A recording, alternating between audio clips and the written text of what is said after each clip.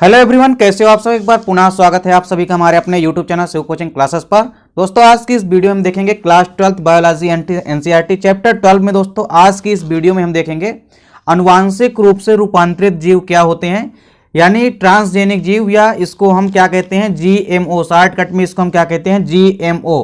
तो देखिए आनुवांशिक रूप से रूपांतरित जीवों की यदि हम बात करें तो देखिए इनको बेसिकली हम ट्रांसजेनिक जीव भी कहते हैं, और इनको इंग्लिश में हम शॉर्टकट में जीएमओ कहते हैं। इसका मतलब होता है जेनेटिक मॉडिफाइड ऑर्गेनिज्म, यानी जेनेटिक का मतलब होता है अनुवांशिक, तो अनुवांशिक रूप से, और मॉडिफाइड का मतलब होता है क्या रूपांतरित, और ऑर्गेनिज्म का मतलब क्या होता है यहाँ पे जीव। तो कोई भी यदि अनुवांशिक रूप से रूपांतरित जीव है उसको ही हम क्या कहते हैं ट्रांसजेनिक जीव कहते हैं। तो देखिए सबसे पहले इसकी डेफिनेशन समझते हैं। तो देखिए ऐसे जीव जिनके जीनोम, और यहाँ पे जीनोम का मतलब क्या है, जीनोम का मतलब होता है जीनों का समूह। तो देखिए ऐसे जीव जिनके जीनोम में अन्य जीव के डीएनए या जीनों का समावेश किया जाता है उन्हें हम ट्रांसजेनिक जीव कहते हैं, या आनुवांशिक रूप से रूपांतरित जीव कहते हैं। तो कोई भी पर्टिकुलर जीव है उसके अंदर जो भी जीन है, तो उसके अंदर जो जीन है या उसके अंदर जो भी डीएनए है, तो उनके स्थान पर नए जीनों का समावेश कराना या नए डीएनए का समावेश कराना ही क्या कहलाता है ट्रांसजेनिक जीव कहलाते हैं। तो यदि कोई पर्टिकुलर जीव है उसके डीएनए में यदि या जीन में हम किसी दूसरे जीन का समावेश कराते हैं, और उस जीन के समावेश के कारण जब नए जीव की उत्पत्ति होती है उस जीव को हम क्या कहते हैं ट्रांसजेनिक जीव कहते हैं, या हम आनुवांशिक रूप से रूपांतरित जीव कहते हैं। देखिए जैव तकनीकी या बायोटेक्नोलॉजी जो होती है, तो बायोटेक्नोलॉजी की इस शाखा को हम क्या कहते हैं ट्रांसजेनिक्स कहते हैं। उस शाखा को ट्रांसजेनिक्स कहते हैं जिसके अंतर्गत ट्रांसजेनिक जीवों को उत्पन्न किया जाता है या पैदा किया जाता है। तो जैव तकनीकी या जैव प्रौद्योगिकी, या हम बायोटेक्नोलॉजी कह सकते हैं। तो जैव तकनीकी की इस शाखा को हम क्या कहते हैं ट्रांसजेनिक्स कहते हैं। तथा वे जीन जिन्हें हम अन्य जीव के जीनोम में स्थानांतरित करते हैं उन्हें हम क्या कहते हैं ट्रांसजीन्स कहते हैं। तो मुख्य रूप से आनुवांशिक रूप से रूपांतरित जीवों को हम क्या कहते हैं ट्रांसजेनिक जीव कहते हैं, तथा ऐसे जीन जिनको कि हम एक जीव से दूसरे जीव के जीनोम में क्या करते हैं स्थानांतरित करते हैं उसे हम ट्रांसजीन कहते हैं। तथा ट्रांसजेनिक जीवों के उत्पादन की ये जो प्रक्रिया होती है इस पूरी की पूरी प्रक्रिया को हम क्या कहते हैं ट्रांसजीनेसिस कहते हैं। तो ये क्वेश्चन पेपर में अक्सर पूछा जाता है कि जीएमओ क्या होता है, इसका फुल फॉर्म बताइए, या कभी कभी आता है कि ट्रांसजेनिक जीव क्या होते हैं, इनके उद्देश्य बताइए या इनके लाभ बताइए। अब देखिए यदि जैव तकनीकी की हमने क्या बात की कि जैव तकनीकी की इस शाखा को हम क्या कहते हैं ट्रांसजेनिक्स कहते हैं, तथा ऐसे जीन्स जो कि अन्य जीव के जीनोम में स्थानांतरित किया जाता है जिनको, उनको हम ट्रांसजीन कहते हैं। तथा ट्रांसजेनिक जीवों को उत्पादन की या प्रोडक्शन की यह जो प्रक्रिया होती है, प्रोसीजर होती है, इसको हम क्या कहते हैं ट्रांसजीनेसिस कहते हैं। अब देखिए आनुवांशिक रूप से रूपांतरित पौधे व फसलों के बारे में देखेंगे। तो मुख्य रूप से यदि हम आनुवांशिक रूप से रूपांतरित फसलें या पौधे, या हम ये कहें कि ट्रांसजेनिक पौधे या फसलें जो होती है वो क्या होती है, तो देखिए ऐसे फसलें जिनमें अन्य जीवों के जीन या डीएनए पाए जाते हैं उन्हें हम ट्रांसजेनिक फसलें कहलाती है। तो ऐसे फसलें जिनमें कि अन्य जीवों के जीन्स को समावेशित किया गया हो और उसके द्वारा उत्पन्न फसलें जो है वो क्या कहलाती है ट्रांसजेनिक फसलें कहलाती है। क्योंकि ऐसी फसलें क्या होती है कि आनुवांशिक पदार्थ जो है बाहरी जीन के प्रवेश के कारण रूपांतरित होती है, क्योंकि इन फसलों में जो आनुवांशिक पदार्थ है वो बाहरी जीन का जब प्रवेश होता है उसके कारण रूपांतरित हो जाते हैं, यानी एक जीन की जगह में दूसरे जीन का समाहन हो जाता है यहाँ पर। तो एक जीन के दूसरे जीन में समाहित होने की, या हम कह सकते हैं चेंज होने की प्रक्रिया के कारण इस प्रकार से रूपांतरित होने वाली फसल ही क्या कहलाती है आनुवांशिक रूप से रूपांतरित फसलें कहलाती है। अब यहाँ पे देखिए हम सबसे पहले तो देखेंगे ट्रांसजेनिक जो पौधे होते हैं, उन ट्रांसजेनिक पौधों को मुख्य रूप से तैयार करने के उद्देश्य क्या होते हैं। तो कई सारे ऑब्जेक्ट होते हैं जिसके द्वारा ट्रांसजेनिक पौधों को तैयार किया जाता है। अब चूंकि यहाँ पे कुछ ना कुछ तो प्रॉफिट होगा, इसीलिए तो ट्रांसजेनिक पौधों को तैयार किया जाता है। तो ट्रांसजेनिक जो पौधे होते हैं या आनुवांशिक रूप से रूपांतरित पौधे होते हैं, इनको तैयार करने के कई सारे ऑब्जेक्ट हैं। देखिए पहला उद्देश्य क्या होता है कि रोग तथा कीट प्रतिरोधी किस्म को उत्पन्न करना। ऐसे कीटों को उत्पन्न करना जो कि रोग तथा प्रतिरोध, जो कि क्या हो रोग के लिए प्रतिरोधी हो, यानी रोगों के विरुद्ध लड़ने की जिनमें क्षमता हो, ऐसे कीटों को उत्पन्न करना।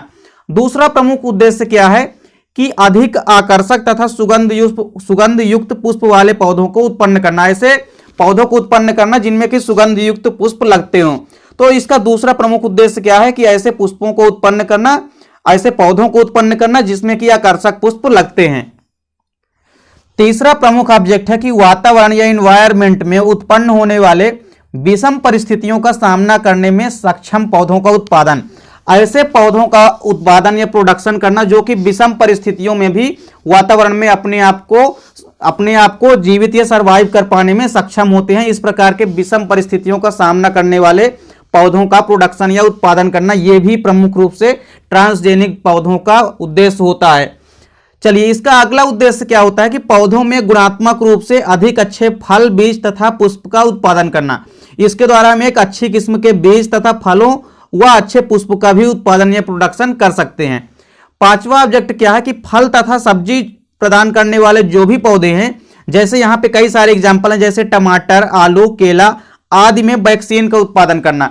इनके द्वारा वैक्सीन का उत्पादन भी किया जा सकता है। तो मुख्य रूप से ट्रांसजेनिक पौधों को तैयार करने के 5 उद्देश्य होते हैं, जो कि आपके पेपर में भी अक्सर पूछे जाते हैं। अब यहाँ पे हम ट्रांसजेनिक जो फसलें होती है उनसे क्या क्या लाभ हैं ये भी देख लेते हैं। तो देखिए, ट्रांसजेनिक फसलों के कई सारे लाभ हैं। पहला लाभ तो क्या होता है कि आनुवांशिक रूप से रूपांतरित फसली पौधों में वांछित फिनोटाइप लक्षण उत्पन्न करना। फिनोटाइप लक्षण का मतलब होता है कि लक्षण प्ररूपी लक्षण को उत्पन्न करना, यानी आनुवांशिक रूप से कोई भी जेनेटिक मॉडिफाइड स्थानांतरित करके हम फसली पौधों में वांछित लक्षण वाले फिनोटाइप लक्षण को उत्पन्न कर सकते हैं। वहीं दूसरा प्रमुख लाभ क्या है कि ट्रांसजेनिक फसलों में क्या होता है कि विशिष्ट प्रकार के जैव रासायनिक पथ वाले उत्पादों का संश्लेषण भी होता है, जिस कारण से क्या होता है कि कई सारी जैव रासायनिक क्रियाएं भी संपन्न होती है। तो ये प्रमुख लाभ है किसका, ट्रांसजेनिक फसलों का, क्योंकि इनसे कई सारी जैव रासायनिक या केमिकल रिएक्शंस वाले प्रोडक्शन का संश्लेषण किया जाता है। चलिए, तीसरा प्रमुख लाभ क्या होता है कि इन फसलों में पूर्व से उपस्थित जीव की अभिव्यक्ति को रोकने में सहायता मिलती है। कोई भी जीन, या हम कह सकते हैं कोई भी जीव की जो अभिव्यक्ति पहले से प्रदर्शित हो रही है, उस अभिव्यक्ति में चेंजेस लाने के लिए या उनसे पूर्व विकसित फसलों में कुछ चेंजेस लाने के लिए या उनकी अभिव्यक्ति को रोकने के लिए इसमें से क्या मिलती है, सहायता मिलती है। अगला प्रमुख क्या है कि जीएम यानी जेनेटिक मॉडिफाइड जो पौधे हैं उनमें से प्रवेश कराए गए जीन की प्रकृति जो होती है वह पोषक पदार्थ प्रचुर मात्रा में पाए जाते हैं। इस प्रकार ये उच्च गुणवत्ता वाले होते हैं। तो कोई भी जेनेटिक मॉडिफाइड पौधे हैं या ट्रांसजेनिक पौधे हैं, उनमें प्रवेश कराए गए जीन की, या हम उनमें जिस जीन को हमने प्रवेश कराया है उसमें प्रचुर मात्रा में प्रोटीन पाए जाते हैं या पोषक पदार्थ पाए जाते हैं। अतः हम ये कह सकते हैं कि जो ट्रांसजेनिक पौधे होते हैं इससे हमें उच्च गुणवत्ता वाले पौधे भी प्राप्त होते हैं। इस प्रकार से ट्रांसजेनिक फसलों के कई सारे लाभ होते हैं। अब हम यहां पे देखेंगे कि आनुवांशिक रूप से रूपांतरित जो भोजन है या आनुवांशिक रूप से रूपांतरित फसल खाद्य है, उसके कई सारे एग्जाम्पल हैं। तो आइए देखिए, सबसे पहले एग्जाम्पल क्या है। तो देखिए, अनुवांशिक रूप से रूपांतरित कोई भी यदि भोजन है या ट्रांसजेनिक भोजन, इसके अंतर्गत कई सारी चीजें आती है। अब चूंकि भोजन के अंतर्गत फलों को भी शामिल किया गया है, इसके अलावा खाद्य एवं सब्जियों को भी सम्मिलित किया गया है। देखिए, इसका सबसे बढ़िया एग्जाम्पल है बीटी काटन अथवा कपास। अब चूंकि इसका नाम बीटी काटन ही क्यों पड़ा, क्योंकि इसमें बैसिलस थुरिंजिएसिस नामक बैक्टीरिया या जीवाणु का आक्रमण होता है, जिस कारण से इसके स्टार्टिंग अक्षर का पहला नाम जो है यहाँ पे लिया गया है। क्योंकि बैसिलस शब्द जो है, बैसिलस का बी आ गया है यहाँ पे और थुरिंजिएसिस का क्या आ गया, टी। तो इस प्रकार से जो बीटी काटन है या कपास होती है, देखिए यह कपास की एक अच्छी कीट प्रतिरोधी किस्म होती है। एक कपास की कैसी किस्म होती है, कीट प्रतिरोधी किस्म होती है। और यह एक ट्रांसजेनिक पौधा है। मुख्य रूप से कैसा पौधा है, यह एक ट्रांसजेनिक पौधा है जिसमें बैसिलस थुरिंजिएसिस नामक जीवाणु का एक जीन स्थानांतरित किया गया है। देखिए, इसमें मुख्य रूप से इस जो काटन है, बीटी काटन में, इसमें बैसिलस थुरिंजिएसिस नामक बैक्टीरिया का या जीन का स्थानांतरण किया गया है। यानी इसमें मुख्य रूप से बैसिलस थुरिंजिएंसिस नामक जीवाणु का एक जीन जो है स्थानांतरित कर दिया गया है। अब इससे क्या होगा कि यह जीन जो है एक प्रोटीन का निर्माण करता है और इस जीन की उपस्थिति के कारण कपास के पौधे में भी जहरीले प्रोटीन का निर्माण हो जाता है। अब चूंकि इस प्रोटीन को इस जीन को प्रवेश किया जाता है किसमें, बैसिलस थुरिंजिएसिस नामक जीवाणु का एक जीन जो है स्थानांतरित कर दिया जाता है किसमें, बीटी काटन या कपास की इस ट्रांसजेनिक किस्म में। अब इससे होता क्या कि इस जीन के प्रवेश के कारण इसमें कई प्रकार के जहरीले प्रोटीन का निर्माण या फॉर्मेशन हो जाता है, जिस कारण से एक लेपिडोप्टेरा गण का एक कीट होता है, वो कीट इस पर आक्रमण नहीं कर पाते हैं। अतः कपास की यह किस्म जो है कीटों का प्रतिरोधी हो जाती है। मतलब यहां पे यह है कि कीट जो आक्रमण करते थे कपास के पौधों पर, वो कीट वो कीट के प्रति ये पौधे के अंदर जो जीन थे वो कीट प्रतिरोधी हो गए हैं, यानी इन कीट प्रतिरोधों के चलते जो कीट होते हैं वो इस पौधे पर आक्रमण नहीं कर पाते हैं। तो इस प्रकार से बीटी कॉटन जो है एक कपास की अच्छी किस्म की कीट प्रतिरोधी किस्म होती है तथा यह एक प्रमुख ट्रांसजेनिक पौधा होता है। इसके और एग्जाम्पल है, देखिए यदि सब्जियों की बात करें तो वेजिटेबल्स में यहाँ पे क्या है कि यदि वेजिटेबल्स में भी बीटी जीन्स की उपस्थिति हो जाए, यानी बैसुरस थुरिंजिएंसिस का एक जीन यदि प्रवेश करा दिया जाए तो सब्जियां भी कीट प्रतिरोधी हो सकती है या हो जाती हैं। तो मुख्य रूप से सब्जियों पर भी बीटी जीन की उपस्थिति करके हम सब्जियों को कीट प्रतिरोधी बना सकते हैं। इसके अलावा एक और एग्जांपल है, देखिए गोल्डन राइस। गोल्डन राइस जो होती है, मुख्य रूप से राइस का मतलब ये चावल, और राइस का बोटेनिकल नेम क्या होता है, ओराइजा सटाइवा। तो देखिए गोल्डन राइस जो होती है ये धान की एक ट्रांसजेनिक किस्म होती है। मुख्य रूप से किसकी किस्म है, धान की या चावल की क्या होती है, ट्रांसजेनिक किस्म होती है, जिसमें विटामिन ए की प्रचुर मात्रा में पाई जाती है। ये पॉइंट आपको अच्छे से ध्यान रखना है, क्योंकि ये क्वेश्चन बार बार पेपर में आता है कि जो गोल्डन राइस होती है इसमें किसकी मात्रा पाई जाती है। तो गोल्डन राइस में मुख्य रूप से विटामिन ए की प्रचुर मात्रा पाई जाती है। इसके बाद अगला एग्जाम्पल है रेड ऑयल सीड। तो देखिए जो रेड ऑयल सीड होता है यह एक नया ट्रांसजेनिक पौधा होता है जिसमें कि वास्टा नामक खरपतवारनाशी के प्रति प्रतिरोधकता पाई जाती है।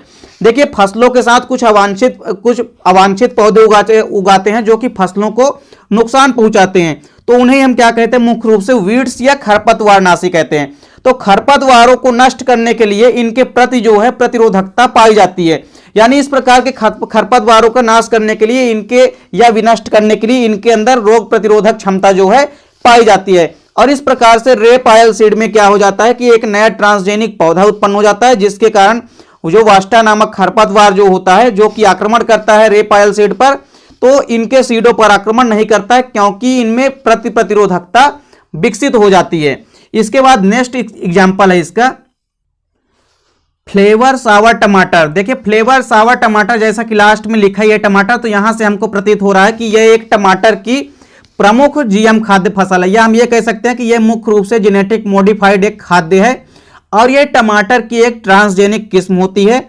यह सामान्य टमाटरों की अपेक्षा अधिक समय तक खराब नहीं होते हैं। इसमें यही मुख्य रूप से विशेषता होती है कि यह सामान्य या नॉर्मल हम कह सकते हैं, जो नॉर्मल टमाटर आते हैं उनकी अपेक्षा अधिक समय तक खराब नहीं होते हैं तथा साथ ही साथ ये अधिक सुगंध युक्त होते हैं। तो इस प्रकार से फ्लेवर सावर टमाटर में यदि कोई भी ट्रांसजेनिक जीव जो है उत्पन्न कर लिया जाए, या हम ये कह सकते हैं कि कोई भी ऐसे जीन का समावेश कर लिया जाए जो कि अच्छे गुणों से युक्त है, जैसे कि उसमें क्या क्वालिटी है, पहला क्वालिटी तो यही है कि ये लंबे समय तक सड़ते नहीं हैं, ये खराब नहीं होते हैं, तथा सुगंध युक्त वाले यदि जीनों की ट्रांसजेनिक किस्म को यदि रूपांतरित कर लिया जाए तो इस प्रकार से ट्रांसजेनिक फ्लेवर सावर टमाटर को उत्पन्न किया जा सकता है। चलिए इसके बाद खाद्य वैक्सीन है एक आखिरी एग्जाम्पल। खाद्य वैक्सीन के अंतर्गत देखिए जैसा कि नाम से स्पष्ट है, खाद्य वैक्सीन यानी जो वैक्सीनेशन है, ये टीके जो हैं इससे विकसित किए जा सकते हैं। अब इसके किस लक्षण के कारण इनको टीके के रूप में यूज किया जा सकता है, तो देखिए मुख्य रूप से यह एक जीएम फल या हम कह सकते हैं सब्जी होते हैं मुख्य रूप से।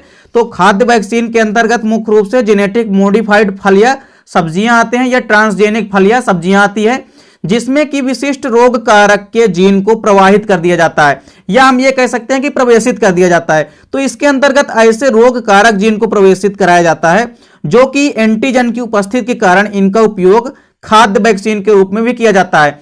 और इनमें चूंकि मुख्य रूप से क्या है, एंटीजन या प्रतिरक्षी या प्रतिजन पदार्थ की उपस्थिति होती है, जिस कारण से इनका उपयोग जो है खाद्य वैक्सीन के रूप में भी किया जा सकता है। तो इस प्रकार यहाँ पे हमने आज की इस वीडियो में क्या देखा कि ट्रांसजेनिक पौधे या आनुवांशिक रूप से रूपांतरित जीव क्या होते हैं, आनुवांशिक रूप से रूपांतरित फसलों के लाभ, तथा साथ ही साथ आनुवांशिक रूप से रूपांतरित पौधों को तैयार करने का प्रमुख उद्देश्य, तथा साथ ही साथ ट्रांसजेनिक या आनुवांशिक रूप से या जेनेटिक मॉडिफाइड रूप से जो भी एग्जाम्पल है कई सारे जिनको कि उत्पन्न किया जा चुका है, ये एग्जाम्पल आपके कई सारे पेपर में पूछे जाते हैं। तो उम्मीद करता हूं दोस्तों वीडियो पसंद आई होगी। दोस्तों वीडियो अच्छी लगे तो लाइक और कमेंट कीजिएगा, साथ ही साथ दोस्तों को भी शेयर कीजिएगा। मिलते हैं दोस्तों नेक्स्ट वीडियो में, तब तक के लिए जय हिंद, वंदे मातरम।